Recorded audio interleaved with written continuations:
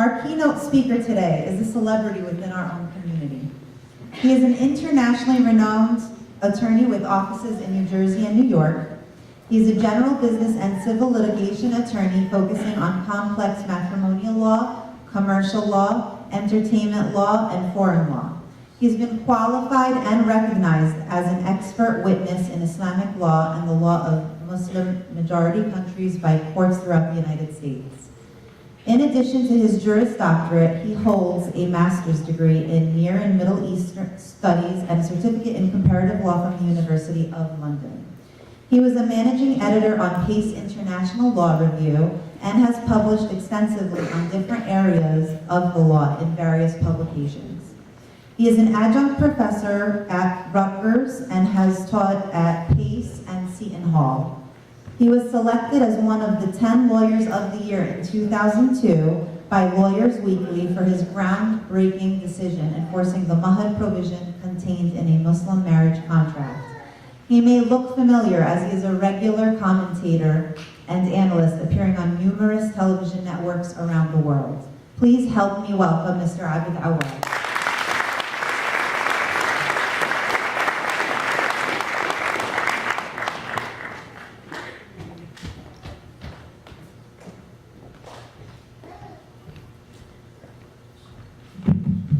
Nina, thank you very much. That was very kind and generous of an introduction. أولاً مسيكم بالخير ننزل على الطريق الفلاحية لأنه هاي ديردوان وخماس وترمس عيا جذورنا نحتفل بالجراجويتس مش من المدن إنما من القرى.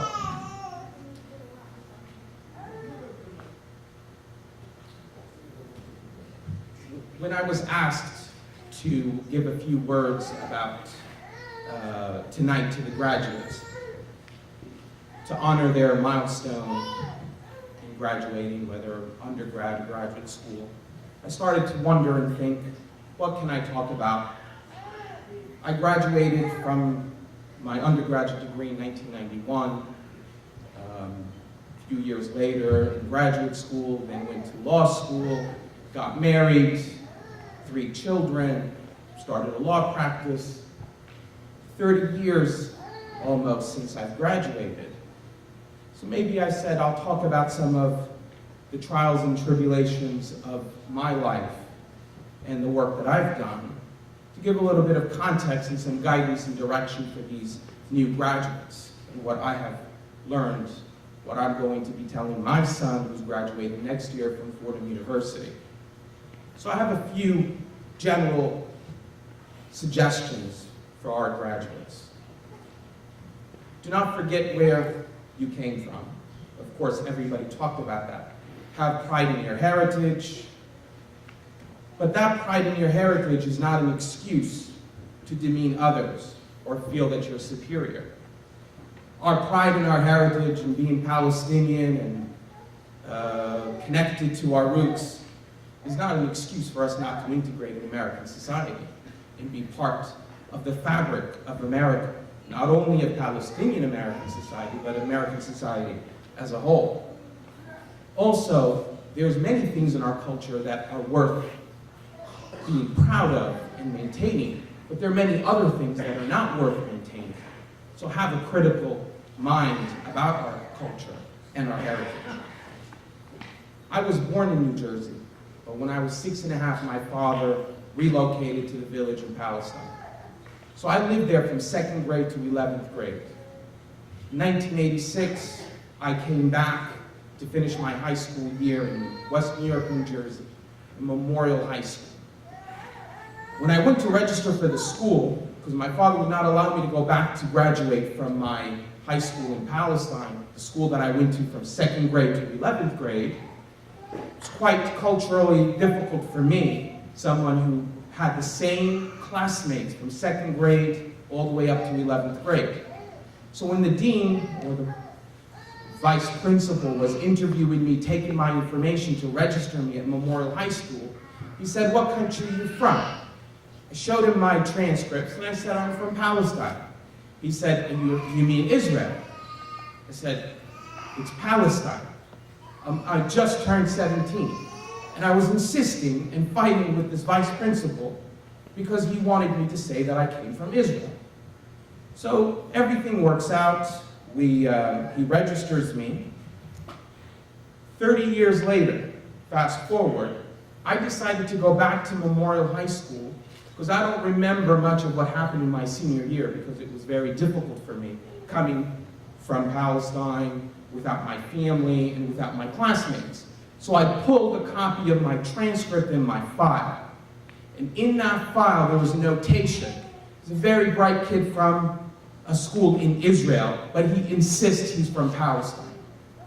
So as you can see, it's in our DNA and program that we're very proud of where we come from, even when you are sitting with authority. And I'm sure all of you will be proud of your background. Do not live in past glories. We hear too much about the past. You have to use the past as an inspiration to move beyond the past. We're living in the 21st century. We're not in the 7th century Arabia. We're not in the 13th century Andalus. We're in the United States in the 21st century. We learn from that glorious history to move forward, not to become hostages to our past. And we cannot allow this misinterpretation of our culture to manipulate God to justify injustice and bigotry against others. In the end, God is justice for all our culture. We cannot accept what happens as it pertains to gender in our own communities. We can't just be proud of everything that happens in our heritage and not have a critical mind to what is wrong also with some of our cultural traditions that are in the U.S. We need to move forward and we need to make it better for everyone involved. Learning to be critical and innovative is key to breaking barriers, to being successful, to winning awards in any profession that you choose. We have to do more regarding equality of women in our society and in our community specifically. Third idea, do not be judgmental of others. We're all different. We're not all the same. Palestinians, just like every other society, are very diverse. We have very religious members in our community, and we have people who are not religious at all, and we have a lot of people in between. But what I have experienced, being active politically since I was in 9th grade in Palestine, I ran and lost to be in the student union of my high school in Palestine. What I see all the time is very secular, left-leaning nationalists, essentially making fun of religious people, saying these religious people don't understand what's happening in the world, they are ignorant, they're not educated, and basically dismiss them. And the same, I have very religious Palestinians who basically dismiss everything about the other nationalist Palestinians. They're kafara, they're Americanized, they're not really Muslim. So each party dismissing and trying to negate the other. This is unacceptable. We live in a pluralistic society. We need to learn how to celebrate difference and diversity, not negate each other. The problems that we see in Palestine between Fatah and Hamas and their inability to reconcile is a reflection of something more structural in our society, our inability to work with each other for a common cause. It's always about dismissing the other. We don't have that culture of celebrating the difference and working together. And this has been the main detriment to our cause moving forward, to liberty, to freedom, and relieving the torment that the Palestinian people are suffering. We also need to avoid the tyranny of the majority in our own community. You need to stand up for the rights of the people you disagree with. I've hardly seen that in our community. How is it possible that if you disagree with somebody from a political view, a religious perspective, that you want to silence that person? You should fight to allow him to be heard, just like everyone else. if we do not create this type of culture in our own community, how are we going to move forward? How are we going to change with the times? How are we going to be able to find the unifying common denominator as opposed to what is wrong with us? Why I do not agree with you. I can tell you everything why I don't agree with you, but I can't tell you what we agreed together. We can't go beyond these nitty disagreements. The other thing is about failure. For graduates, failure is key. Albert Einstein said once, if you never failed, you've never tried anything new. And this is another thing that is problematic in our society, in our community, is that if you fail, you really are shamed and you have issues dealing with it yourself. But Einstein was considered a failure not speaking until 4. He wasn't even able to speak fluently until he was 12 years old. And he moved mountains in the physics field. Your road as new graduates is paved with failure. You're going to apply to so many jobs and you're going to get rejected. You're going to get a job and people are going to discriminate against you because you're Palestinian. And you're going to get bad reports from your superiors because of bigotry from others. But that failure and those problems are part of your journey to be successful. You learn from those failures and they become your stepping stone to move forward. Don't give up and don't be afraid to fail. I have failed at every single thing I've ever done, and I continued to learn from it. I didn't get into the law schools that I wanted. I had admission exams to get into law schools that I failed, but none of that stood in my way. I've submitted articles over and over to journals, to newspapers, to magazines, and get rejected. But I didn't stop. I've written 3 pieces for CNN just this past year. I've been quoted by the New York Times on a regular basis. I get called from mainstream journalists as an expert to explain to them issues about Palestine and about Sharia and Islamic law. I started teaching at Rutgers Law School when I was 30 years old. I've been a law professor at Rutgers Law School for 13 years. But I applied to teach at a lot of other places before Rutgers and I didn't get in. And I was rejected. I've submitted so many articles to other newspapers and never got even a callback. Yet I have overcome from those failures and built a very strong law practice. I've published in preeminent peer-reviewed journals because I learned from every step I failed and I moved forward. So if there's one thing I could impart on the graduates is to welcome failure, because without failure there's no success.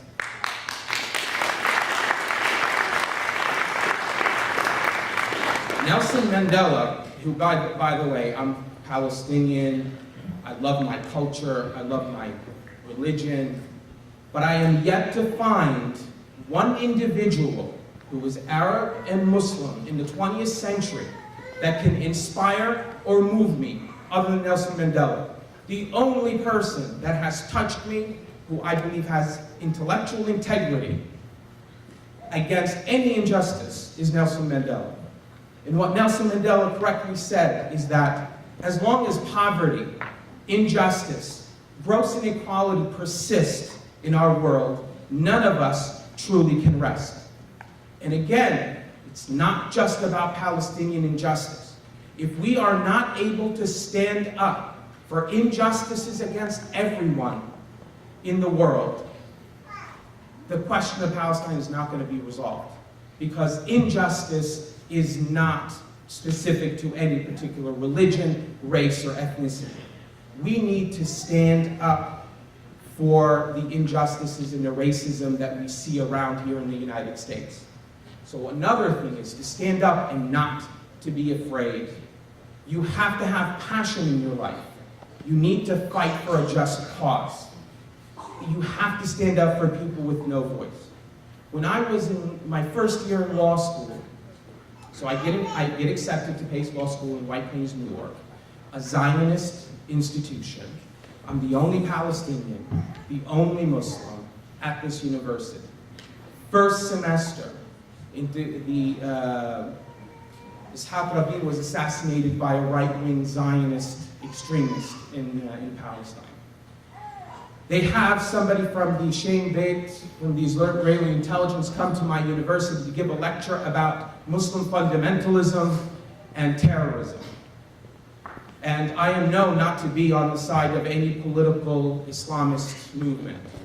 So I go to this event and I listen to this racist bigot from the Israeli intelligence, who's been slaughtering and murdering and torturing my people, explain that all terrorism is linked to Hamas and to Fatah and to these militants. Not one mention about some Israeli who killed Ishaq Rabin the week earlier. So I stood up and I asked, how about the Jewish militants that just murdered your prime minister, sir? And how about the Human Rights Watch report? How about the Amnesty International report? So I went afterwards and wrote a piece in my school paper that Zionism equals racism. And then I wrote another piece about Zionism controlling American political process. Well, of course, hell broke loose at the university. The professors were writing to the school newspaper to say that I am a Hamas sympathizer and supporter, that I'm a militant Palestinian on the campus, that I'm racist because I'm anti-Semitic, and they want me not to be permitted to write in the school newspaper. So make a long story short, I fought back by myself, no one at this university, and I was able to get on to the International Law Review. In an International Law Review, I was selected to pick the professional articles that would be published in our journal. Well, guess what I did? I published everything on Palestine. The entire journal was about water rights under Oslo and settlements under international law. I brought from the preeminent law professors from the country, and I got it published. Then what happens is I get a threat. Somebody wants to kill me. I find a letter in my mailbox saying that, you know, you're a sympathizer of Yahya Ayyash, and just like we killed Yahya Ayyash, we're going to get you too. So, but the irony here, what's comical, is the person who wrote that letter signed his name, and he was a law student. So I take the letter and I go to the Dean of Students, and I say, Dean, I'm afraid for my safety. Can you please find out who this person is and give me college security? He says, don't worry about it. I know the kid. He was just responding to your article. I said, what do you mean he's just responding to my article? He's saying Palestinian children are trained to be terrorists. We should celebrate them being killed. And there's threats to my safety. He says, I know his father. I'll talk to him. So this is, again, my first year. I'm a young first-year law student. So I said, Dean, I guess because I'm Arab, I'm not a human being. And people in this article, in this letter, are celebrating the death of Palestinian children. He responds to me and says, people on your side say the same thing. So I fought with him, and then I went to the dean of the entire law school. I want to go meet with him. They said he's busy. I said, an excuse, I said, I want to meet with the effing dean now, or I'm going to cause a scandal at the law school. I told him what happened. The dean dropped everything and sat with me. And I fought them.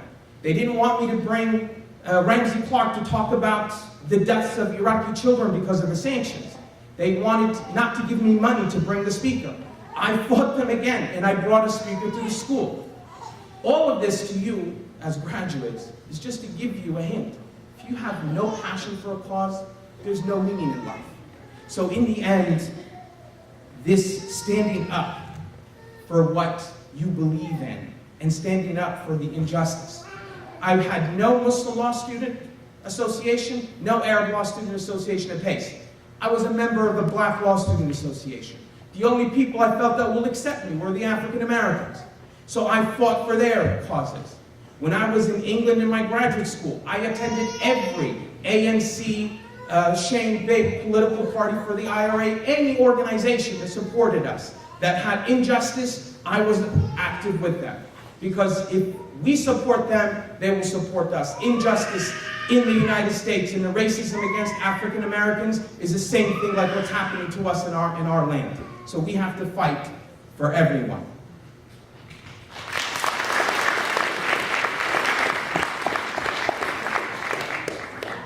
Now, this is self-evident that our families are living in the occupied territories under inhumane conditions.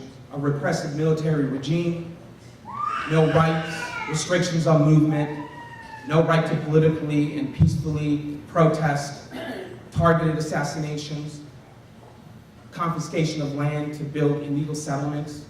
We know all that. Inside Israel, our brothers and sisters, Palestinians within 48, 50 laws that discriminate against Palestinians inside.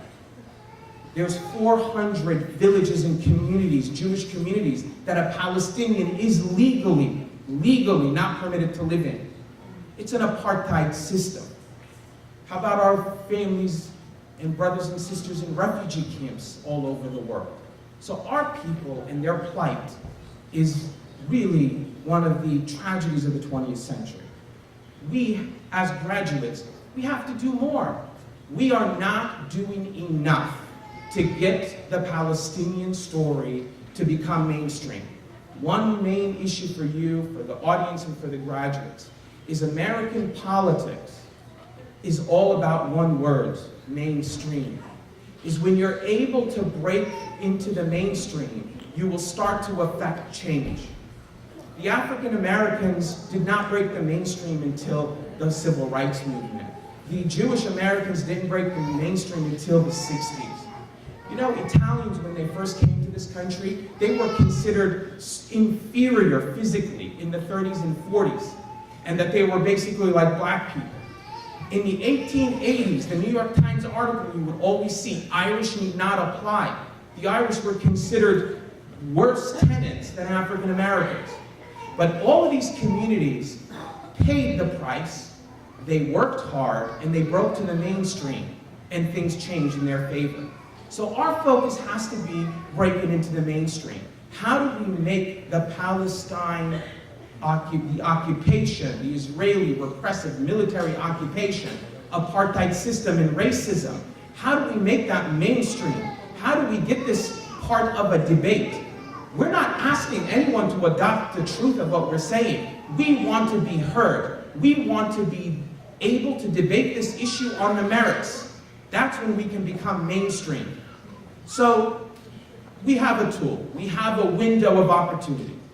And our window of opportunity is the boycott, the BDS movement, the boycott, divestment, and sanction movement. Most of you graduates probably have already been active in it. I just wrote a piece for a local paper regarding the BDS, and I think that is our level and our window to make and effect change and make the oppression in Palestine mainstream through the BDS movement. The anti-BDS movement has been garnering a lot of support. There's right now a dozen of states that are considering or have passed laws that will make support of BDS unlawful. And the Israelis and the pro-Israeli right wing in the United States realize that all of the rockets and all of the stones and everything we're doing is not going to undermine or change their repressive military regime. But they realize that if we take the struggle to the international community and we build this boycott movement, that poses more threat to the Israeli repressive regime than anything that we can do. This is civil, peaceful resistance to an occupation that needs to end. So I ask all our graduates to stay connected with the BDS, to support them with money, to have your children, your brothers, your sisters engage in the BDS. This is the next frontier for us. This is our only way to bring the question of Palestine to the public debate in the US and make it mainstream. In our DNA, as Palestinians, we're programmed, we don't capitulate until justice is reached. No matter what they do, it's not going to stop the resilience and the dedication of Palestinians. My father once told me that he saw a refugee make a statement on TV after Sabra al-Shatila in Lebanon. And he said the following. He said, we Palestinians are like mint trees, like na'na. As you cut it, the roots get stronger. The more you cut and the more you harvest, the more that our roots continue to grow and stronger and stronger.